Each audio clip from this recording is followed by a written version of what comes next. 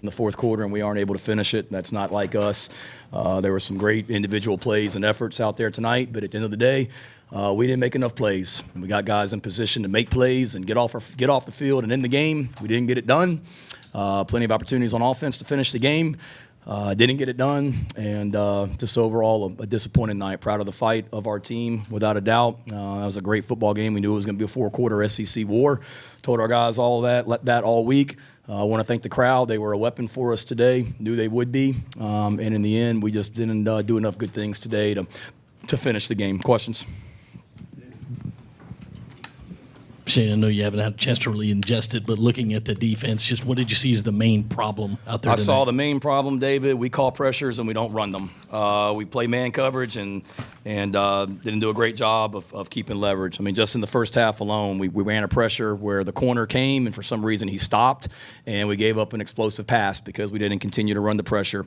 We had another pressure call where we didn't run it in the first half. We had a holding penalty in the secondary in the first half. We had another pressure on a third down backed up where we're going to be off the field in the first half, and we didn't execute it properly. We talked to our guys about not jumping around the quarterback. We jumped and got beat on a pump fake. We had an offsides in the first half. So just did not play clean football. And then at the end of the day, we had some calls that were perfect calls. We ran a edge pressure. If somebody said, hey, a team is getting ready to run a reverse, what would be the perfect call? You would bring both people off the edge. We did it. We had a perfect call sometimes, and their guy made the play and we didn't. But we got good kids in that room. They're going to continue to make those plays. We've got to continue to do a better job of coaching them and putting them in position to make those plays.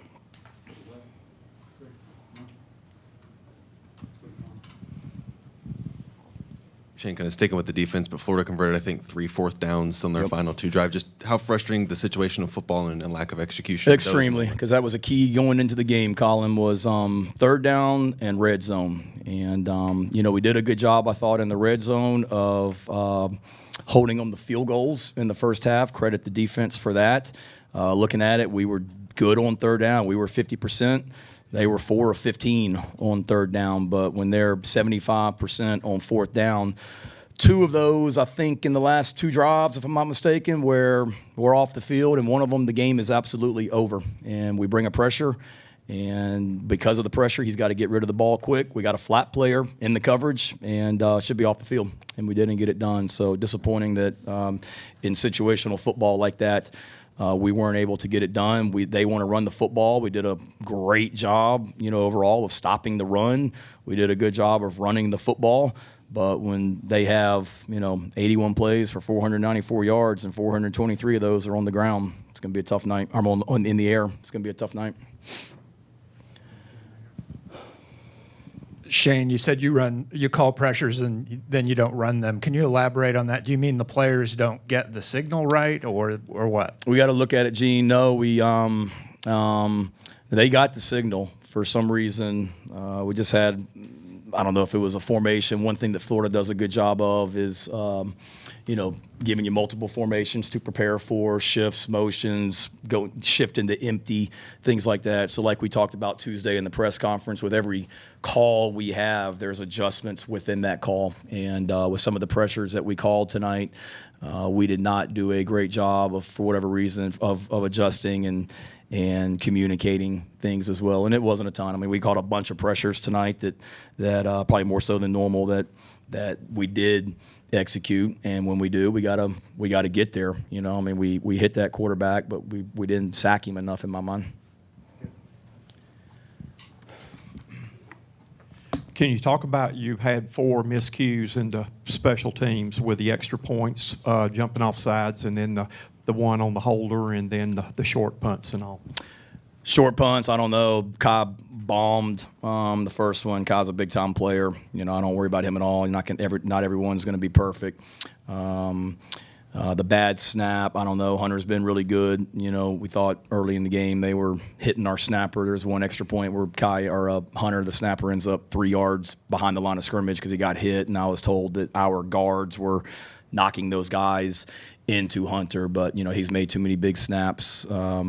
Don't worry about him. And I'm sorry, what were the other 2? The other one was jumping off sides on the extra point, and then they got the 2-point conversion for the outside. Yeah, disappointing. Play smart football is, one of our keys to winning the game, and they were the team, coming in. They had 19 penalties in 2 away games. Florida did. They played clean football. They had 6 penalties today, and we had 9, and some of those were self-inflicted, which is disappointing. Shane, Blanton and Lee each left the game. Was there an update on that? Stone had a thigh bruise. I think he'll be fine. Vershawn had a little bit of a knee. We'll get a look at that tomorrow. He tried to go in the second half and didn't feel like he could do what he needed to do. Credit him. Give him credit. I mean, what a dude to move from our starting center to be our starting right tackle today. He's everything that you want in this program. So, thankful for him. And then the other one was, proud of Mario. He had an ankle injury in the first half that he really fought through to play with in the second half. Not many guys would have been able to do that, and he fought through it, and proud of him from that standpoint. Kind of sticking with situational football, you got a possession with 5 minutes left and one with 2 minutes to go in the first half. Anything you put your finger on for why neither of those two in those situations could move the ball? I can't remember. I'm sorry. I can't remember. I'll be able to tell you better tomorrow night in the teleconference. But certainly, we want to be able to get points at the end of the half, and we won and deferred and knew we had a chance to get points before the first half and get the ball to start the second half, and that could be a big swing, and didn't do as well as we would have liked. Shane, you guys are 2-4 for the first time in your tenure. Just what was your message to the guys in the locker room? That I was proud of them. They laid it on the line. We talked about it this week. That every single game, every single week in this league is a war, and you got to prepare. And they did. I mean, we had a great week of practice. The bye week was good for us. We had a really good week of practice. We were confident coming into this game. We should have been. And my message was we didn't make enough plays. And they made the plays when it counted. Give them credit to be down 10 points in the fourth quarter on the road. They did a great job. But then my message also was I know how this group will respond. They always have. They'll come right back to work tomorrow. We got a team meeting at 3 o'clock like we do every Sunday. And they will show up at 3 o'clock ready to get back to work. We'll have a great practice tomorrow night like we always do. And that we've got to respond, that we got a big challenge going on the road next week to Missouri. And we got to perform, and that's life. You put a lot into stuff, and it's all about how you respond. That not to get too deep in here, but that's when they leave college and they're a husband, they're a father, whatever it might be. There's going to be tough times that happen, and that's how do you respond. And I know the kind of people we have in that locker room, and I'm proud to be their coach, and can't wait to get back to work with them tomorrow. Coach, losing a game like this obviously can be a little deflating, but how do you make sure that they can still maintain focus? The schedule's not getting any easier, and not let it beat you twice, so to speak. Yeah, just that. The kind of people we have in this room, proud of on our team, proud of the people we have in that locker room, the culture we have on this team. Certainly, this is a gut-wrenching loss. I get it, but we're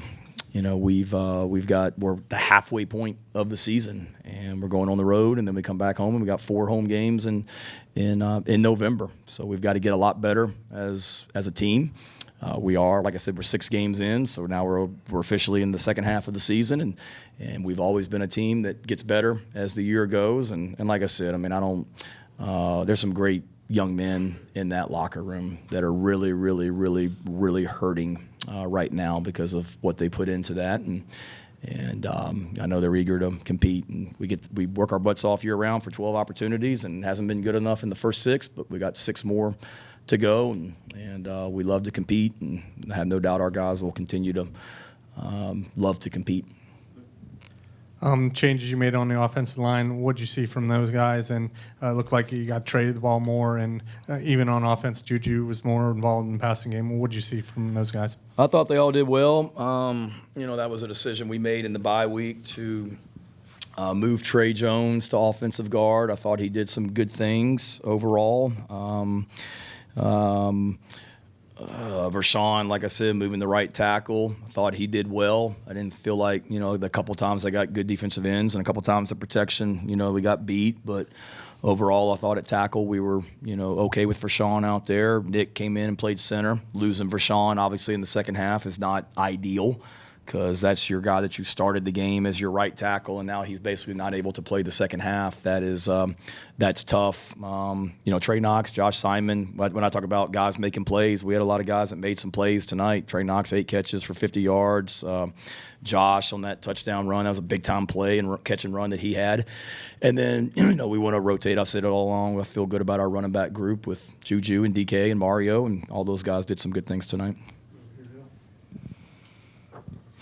With all the big plays through the air, can you put your finger on what needs to change to help kind of limit those? It seems like it's been an issue.